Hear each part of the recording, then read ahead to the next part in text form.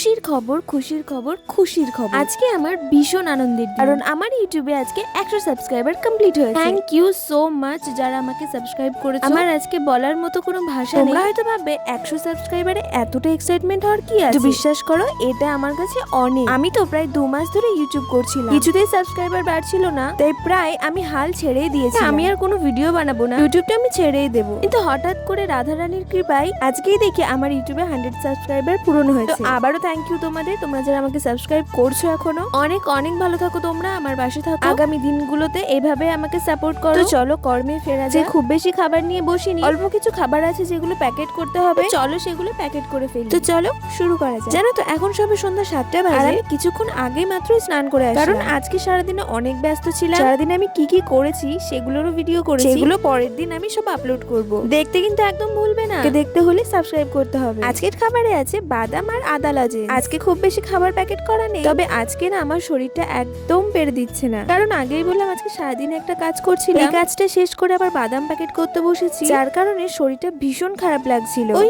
একই ভাবে ঘন্টার পর ঘন্টা বসে কাজ করাটা একটু ডিফিকাল্ট। তার উপরে আবার এই মাত্র স্নান করে এসেছি, যার জন্য মনে হচ্ছে এখনো ঘুমিয়ে পড়লে ভালো হয়। করলে তো হবে না, ঘুমিয়ে পড়লে কাজগুলো কি করে হবে। আচ্ছা তোমরা যারা আমার এই খাবার প্যাকেটিং করা ভিডিওগুলোকে ভালোবাসছো, তোমরা কি এরকম ভিডিও দেখতে চাও? কমেন্টে অবশ্যই জানাবে। বাদামটা প্যাকেট করা প্রায় হয়ে এসেছে, সবগুলো 10 টাকার প্যাকেট হয়েছে, আর লাস্টে যে বাদামগুলো বেঁচে যায় ওটা দিয়ে একটা 5 টাকার ছোট বাদামের প্যাকেট করা, যাতে বাদামগুলো ওয়েস্ট না হয়। দেখো আমার তো বাদাম করা কমপ্লিট। আবার এখানে লজেন্স গুলো করছিল। তোমরা সাবস্ক্রাইব করছো তো? দেখা হচ্ছে নেক্সট ভিডিও।